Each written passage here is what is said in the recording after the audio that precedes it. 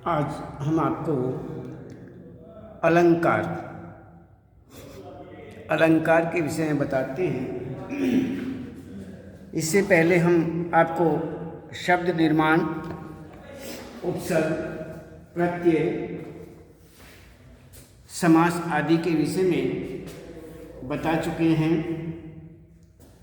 और समास के विषय में भी हम पहले आपको वैसे बता चुके और इसमें एक बार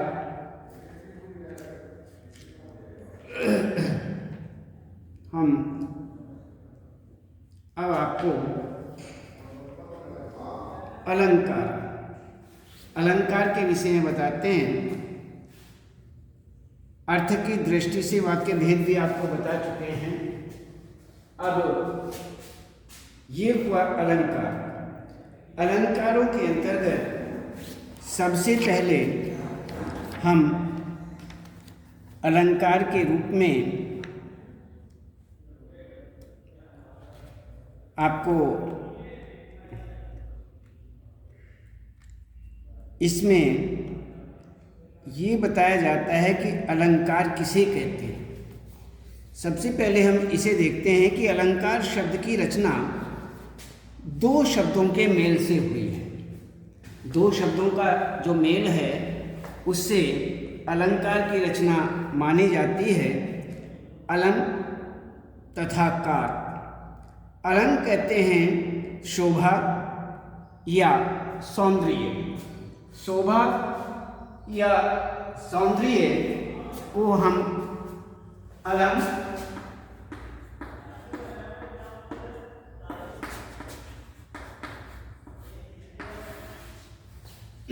अलंकार शोभा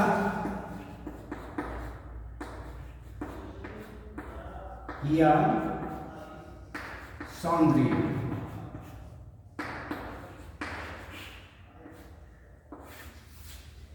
और कार शब्द जो है धातु से बना रूप है जिसका अर्थ है करने वाला। कार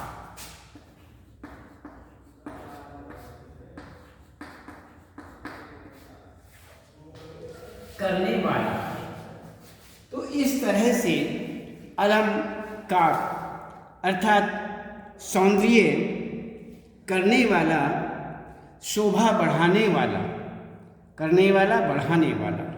इसी प्रकार से यहाँ पर इस तरह अलंकार शब्द का अर्थ होता है शोभा करने वाला, अर्थात शोभा करने वाले अलंकार।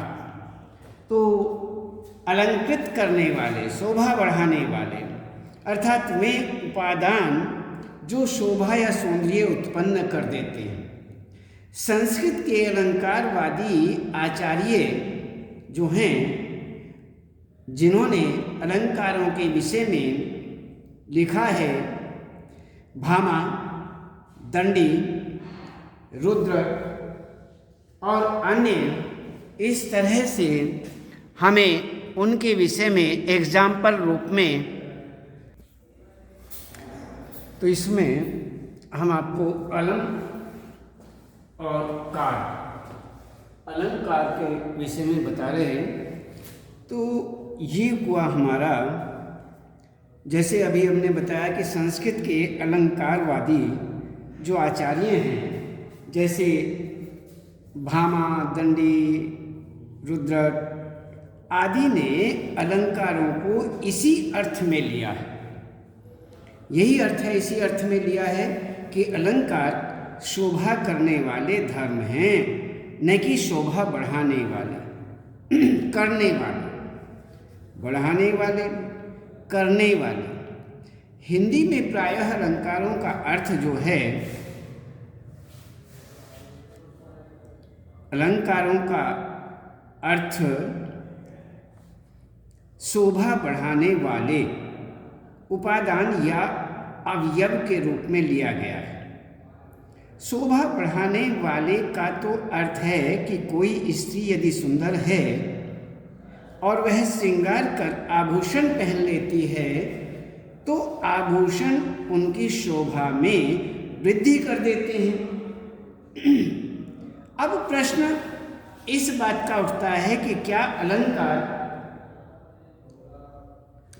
असुंदर महिला के सौंदर्य में भी वृद्धि कर सकते हैं? क्या अलंकार असुंदर स्त्री के सौंदर्य में भी वृद्धि कर सकते हैं? ये प्रश्न उठता है। तो इसमें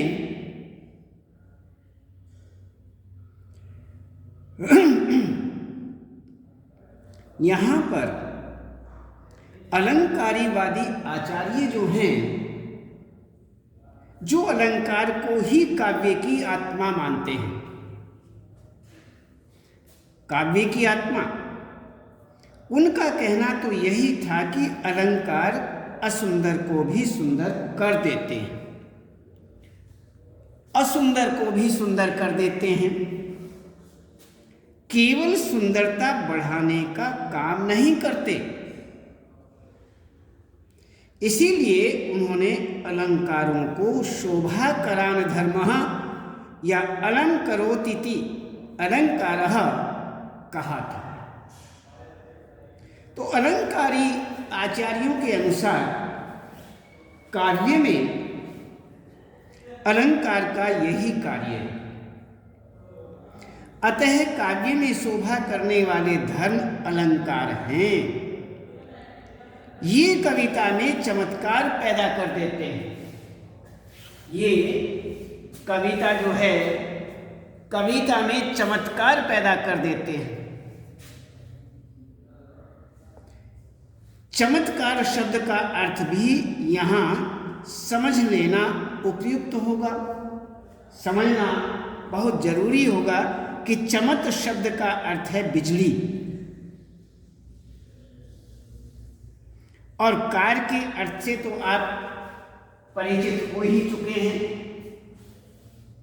तो इस तरह से यहाँ पर चमत्कार, चमक मीन्स बिजली, और कार का अर्थ आप अच्छी तरह से समझ चुके हैं, करने वाला, करने वाली। तो इसी प्रकार से गरजते काले बादलों के बीच बिजली चमकती है और हमारा मन मोहित कर देती है। उसी तरह काव्य में अलंकार भी बिजली जैसी चमक या प्रकाश सौंदर्य पैदा कर हमारे मन को अपनी ओर खींच लेते हैं, अपनी ओर खींचते हैं। तो भाषा जो है दो ही तत्व प्रधान माने जाते हैं। भाषा में दो तत्व जो हैं वही प्रधान माने जाते हैं, अर्थ एवं अभिव्यक्ति। जो भाषा है उसमें दो तत्व जो हैं वही प्रधान माने जाते हैं, एक अर्थ और दूसरा अभिव्यक्ति। अभिव्यक्ति के स्तर पर शब्दों तथा शब्दों से बने पद और पदबंधों का महत्व होता है। तो अर्थ भाषा की आंतरिक वस्तु है। अलंकारवादी आचार्यों ने जब अलंकारों को काव्य की आत्मा घोषित किया तो उन्होंने अलंकार के क्षेत्र में एक एक वर्ण से बने शब्दों के सौंदर्य से लेकर अर्थ से उत्पन्न होने वाली समस्त सौंदर्य छटाओं को सम्मिलित कर लिया और अलंकारों से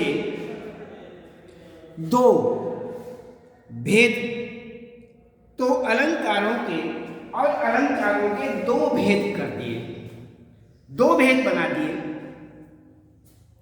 तो वह दोनों भेद कौन कौन से? शब्दालंकार, शब्दालंकार और अर्थालंकार।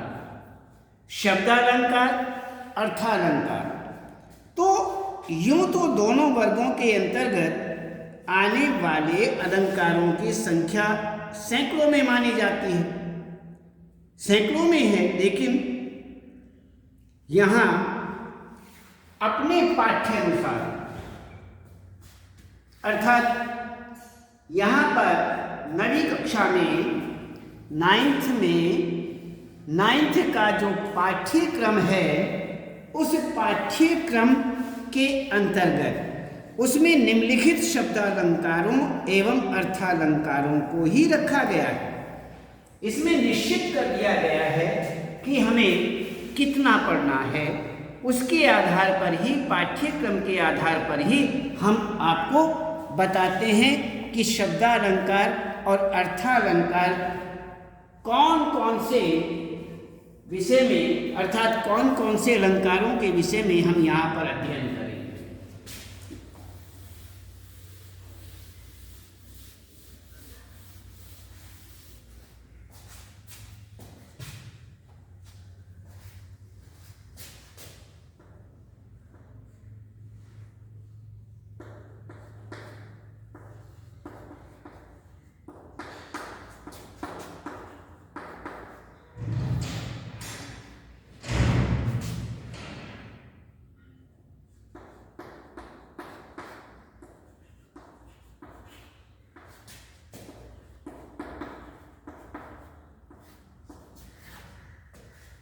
इसमें शब्दालंकार के अंतर्गत अनुप्रास, यमक, श्लेष,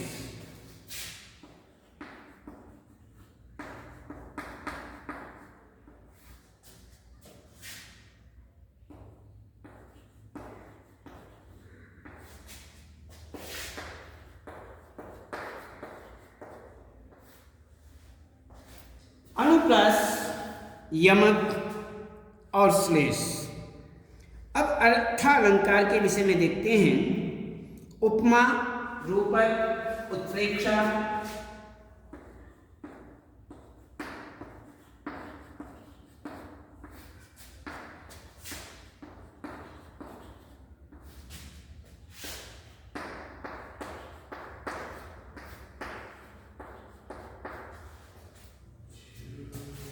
अतिशयोक्ति,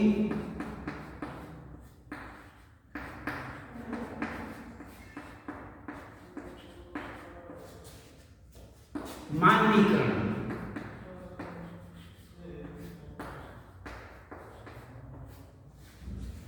ये इसमें लिए गए हैं। तो ये वह हमारा शब्दालंकार में केवल 3 हैं। इनके अंतर्गत आप देखिए, यहाँ पर हम आपको 3 के विषय में बता रहे हैं।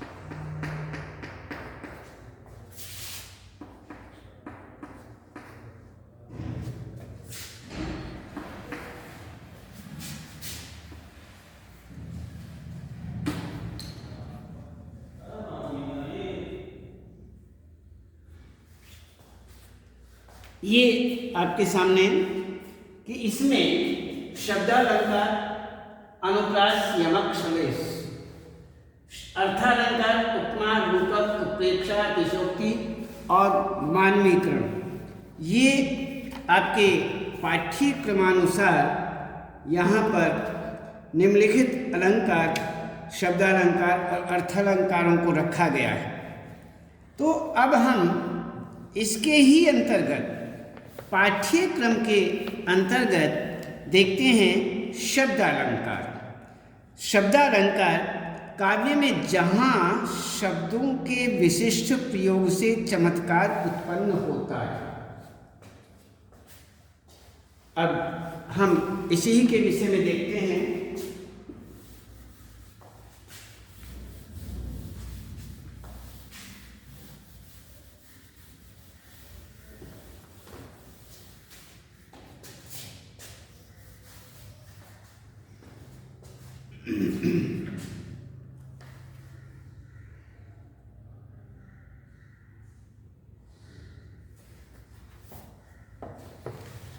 तो इसमें काव्य में जहां शब्दों के विशिष्ट प्रयोग से चमत्कार उत्पन्न होता है, वहां शब्दालंकारों की सत्ता होती है। शब्दालंकारों का अस्तित्व शब्द विशेष के कारण ही होता है। शब्दों की विशेषता ही उनका अलंकार है, अस्तित्व है। तो शब्द विशेष के कारण ही सब कुछ शब्दालंकारों का यहाँ अस्तित्व माना जाता है। तो शब्द इस रूप में हम देखते हैं, यदि किसी शब्द विशेष के स्थान पर कोई अन्य समानार्थी शब्द रख दिया जाए तो चमत्कार समाप्त हो जाता है। उदाहरण के लिए वर को छोड़ और वर ले लो, वर को छोड़ और वर ले लो। पंक्ति में, इस पंक्ति में वर शब्द के 2 बार प्रयोग करने से चमत्कार उत्पन्न हुआ है। यहां पहले वर शब्द का अर्थ है पति तथा दूसरे वर का अर्थ है वरदान। तो इस पंक्ति का संबंध है जो है वो सावित्री की कथा के उस प्रसंग से है जहां यमराज सावित्री के पति सत्यवान के प्राण लेकर जा रहे हैं और वह अपने पति के प्राण लौटाने का अनुरोध कर रही है। यमराज इसमें कहते हैं कि वर को छोड़कर तुम कोई भी वर मांग लो। वर को छोड़कर अर्थात पति को छोड़कर आप कोई भी वरदान मांग लो। तो इसमें 2 जगह वर का प्रयोग किया गया है। तो यहां यदि पहले वर के स्थान पर समानार्थी शब्द पति रख दिया जाए और कहा जाए पति को छोड़ और वर ले लो, तो कविता के जिस चमत्कार को कवि उत्पन्न करना चाहता है समाप्त हो जाता है। जो चमत्कार करना चाहता है, शब्दों का चमत्कार दिखाना चाहता है, वह समाप्त हो जाएगा। तो इस तरह से शब्दालंकार जो है यहाँ शब्दों का ही चमत्कार विशेष बताया गया है। तो अब शब्दालंकार के हम इसमें भेद देखते हैं। शब्दालंकार के अंतर्गत सबसे पहले अनुप्रास आता है। सबसे पहले अनुप्रास।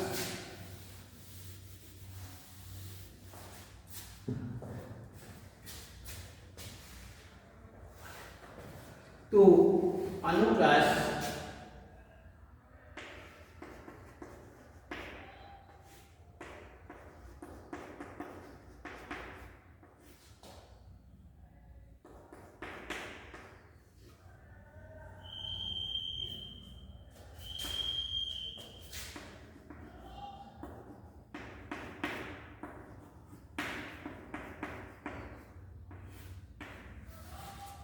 अनुप्रास अनुप्रास अलंकार किसी कविता में समान वर्णों की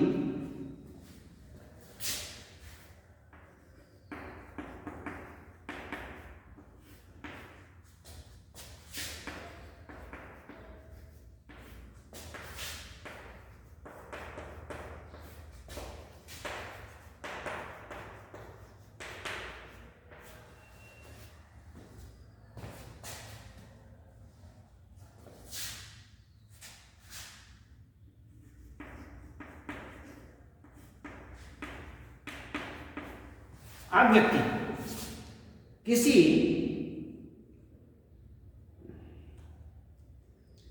कविता में समान वर्णों की यदि आवृत्ति होती है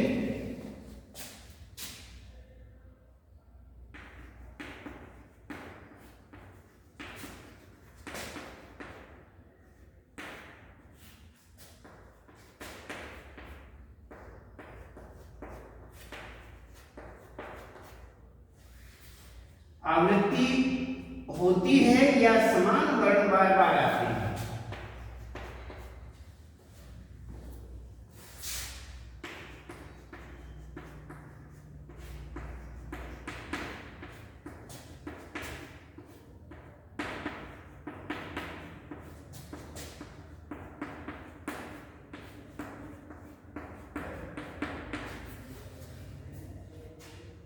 तो वहां अनुप्रास अलंकार होता है।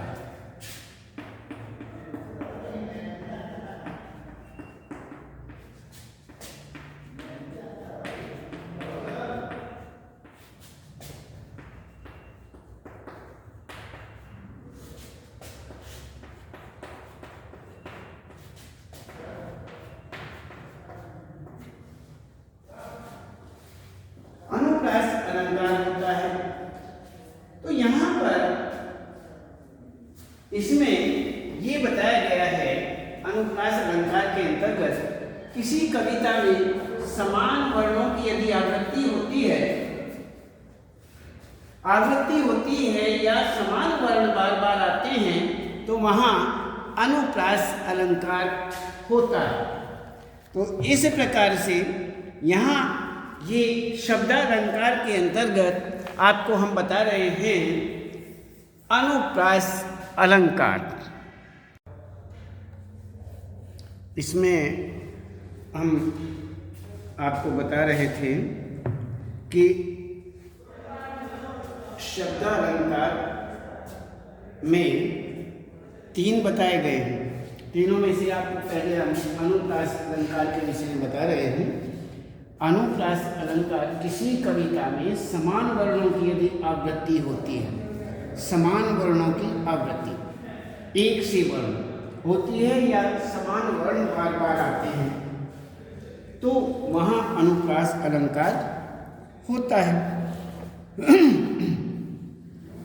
तो इस प्रकार से वर्णों की आवृत्ति शब्दों के आरंभिक वर्णों के रूप में, मध्य के वर्णों के रूप में या अंत के वर्णों के रूप में अर्थात किसी भी रूप में हो सकती है। आप उदाहरण देखिए, शब्द के आरंभिक वर्णों में आवृत्ति, जैसे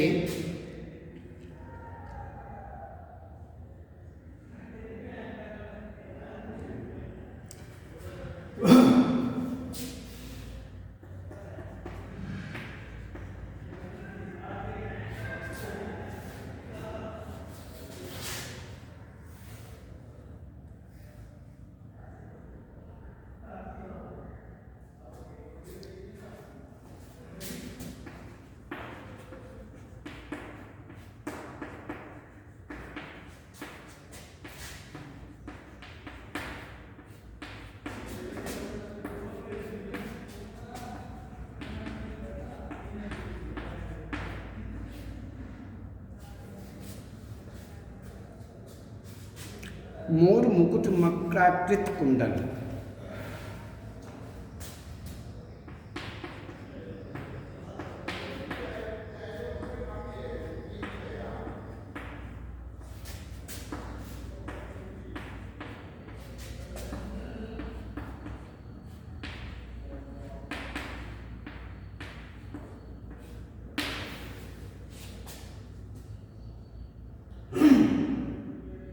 अरुण तिलक दिए भार,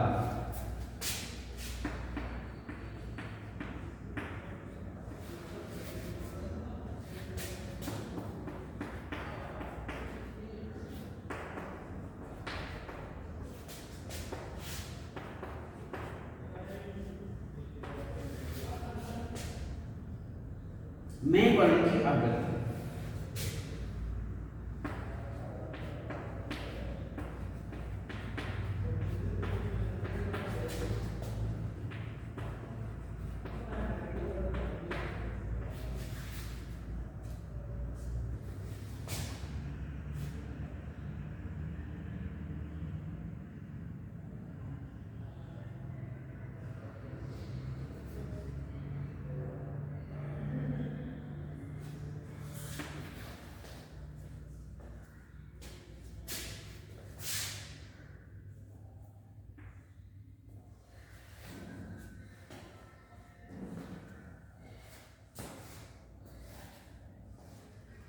आवृत्ति।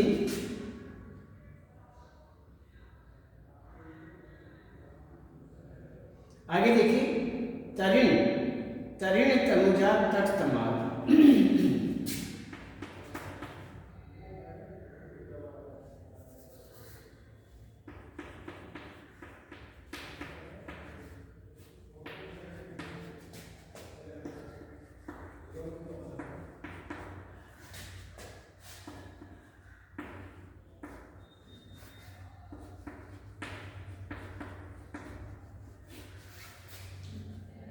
तरिण तनुजा तट तमाल, तरुवर बहुछाये।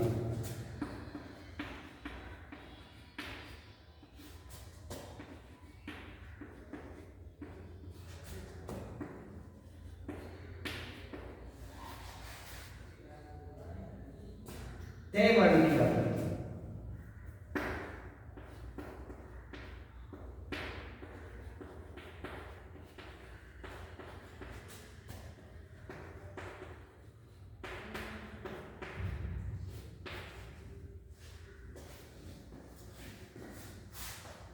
इसी तरह अब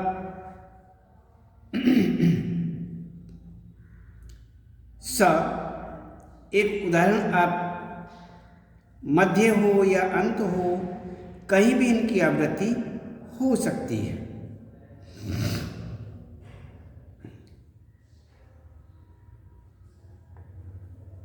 इसी तरह से शब्द के मध्य के वर्णों में आवृत्ति, यहाँ मैं की आवृत्ति शुरू में आ गई, तय की आवृत्ति शुरू में आ गई, कि मोर मुकुट मथुराकृत कुंडल, अरुण अरुण तिलक दिए भार, मैं वर्ण की आवृत्ति आ गई। तरुण तनुजा तट तमाल तरुवर बहुछाये, यहाँ पर तय वर्ण की आवृत्ति आ गई। तो ये हुआ हमारा कहाँ समान वर्ण, ये शब्द के आरंभिक वर्णों में, शुरू के जो वर्ण हैं उनमें यदि आ जाए तो ये आवृत्ति मानी जाती है।